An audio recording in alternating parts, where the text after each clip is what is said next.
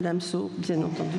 Je voudrais aussi remercier l'ensemble des services qui ont travaillé sur ce document qui nous a été présenté, qui est plutôt un document clair, concis et agréable à la lecture.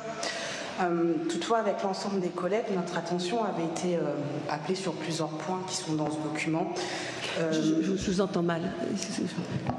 Vous m'entendez mieux? Oui. Donc sur les objectifs qui nous ont été présentés, qui sont décrits dans le contrat de ville, qui sont plutôt louables. Pourtant, nous sommes plutôt étonnés de constater que la politique municipale que vous conduisez depuis le début de votre mandature va parfois à contresens de plusieurs de ces objectifs. On a l'impression qu'il y a un peu de contradiction et d'incohérence. Je vais illustrer mon propos. Contradiction, page 43 du document. À partir du diagnostic qui a été établi en matière de santé, les objectifs fixés visent, je cite, à maintenir à un niveau de la sensibilisation de la population sur des thématiques spécifiques telles que le dépistage des cancers, la santé bucco-dentaire, etc.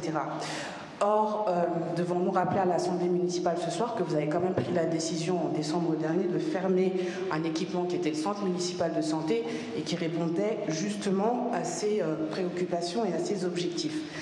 En cohérence ensuite, page 29, où l'objectif fixé vise à soutenir le développement de projets d'économie sociale et solidaire, notamment dans les quartiers dits prioritaires. Or, depuis plusieurs jours, vous avez fait notamment ce choix unilatéral de chasser Agrocité des terrains qu'ils occupaient au Fossé-Jean. Oui, chasser, vous avez bien entendu, puisque c'est une décision qui a été prise. Chasser qui? Agrocité, le projet AAA, Agrocité, oui. sur le terrain qu'ils occupaient sur les Fossé-Jean. Qu'ils occupent encore, jusqu'à quand, on ne sait pas. Incohérence à nouveau, page 25, puisque vous nous dites vouloir soutenir le développement de dispositifs concrets, efficaces, notamment d'accès vers le retour à l'emploi.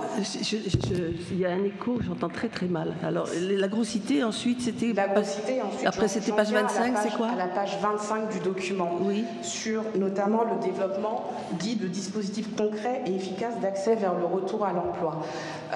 Dans le cadre de mes relations professionnelles, j'ai notamment rencontré plusieurs directeurs de PLI, de plans locaux d'insertion pour l'emploi, qui m'ont informé que depuis le 1er janvier 2015, la ville de Colombes n'était pas dotée de PLI.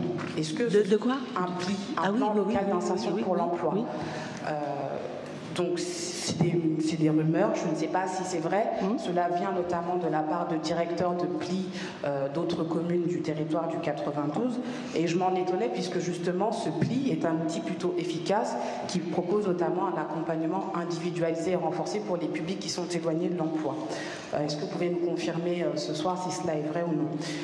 Enfin, pour ma part, j'aurais quelques remarques et des questions sur ce contrat de ville. En page 38 du document, sur l'objectif présenté qui vise à favoriser l'implication des jeunes Colombiens dans des projets citoyens et européens, pour cela vous appuyez sur notamment le jumelage avec la ville de Frankenthal, ce qui est une bonne chose. Je m'interrogeais sur ce qu'il en était de la ville de Viana do Castelo, ville portugaise avec laquelle Colombe est jumelée. Par ailleurs, sur le volet cohésion sociale, citoyenneté et intégration, comme je vous l'avais demandé lors du dernier conseil municipal, j'avais dit que c'était une très belle délégation qui était portée par un ex-élu de votre majorité. Est-ce que, comme le prochain contrat de ville traite de cette thématique... C'est de quoi que vous parlez, page combien là? Page sur le volet cohésion, citoyenneté et intégration. Il y a tout un volet dans le contrat de ville qui traite de cette thématique. Jusqu'à présent, il y avait un élu de la municipalité qui avait en charge cette délégation.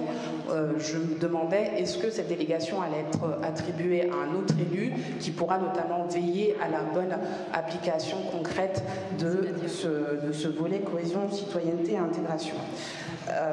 Par ailleurs, sur les conseils citoyens, qui sont plutôt une belle innovation dans cette nouvelle politique de la ville, vous avez fait le choix de les adosser au conseil de quartier.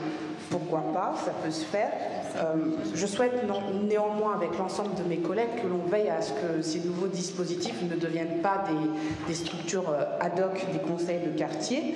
Et je souhaite pour cela savoir comment comment vous allez favoriser encore plus l'expression citoyenne des Colombiens. Comment allez-vous chercher ceux qui sont réellement éloignés de la parole citoyenne et qu'on ne retrouve pas justement forcément dans les conseils de quartier. On a eu cette réunion vendredi, et je vous en remercie, de présentation du contrat de ville, et on nous a informé qu'un membre du conseil de quartier pourrait par exemple siéger dans un conseil citoyen. Je ne suis pas sûre que ce soit la bonne solution, puisque l'objectif des conseils citoyens est justement d'aller chercher des personnes qui ne siègent pas dans les conseils de quartier. Voilà, je vous remercie de vos réponses.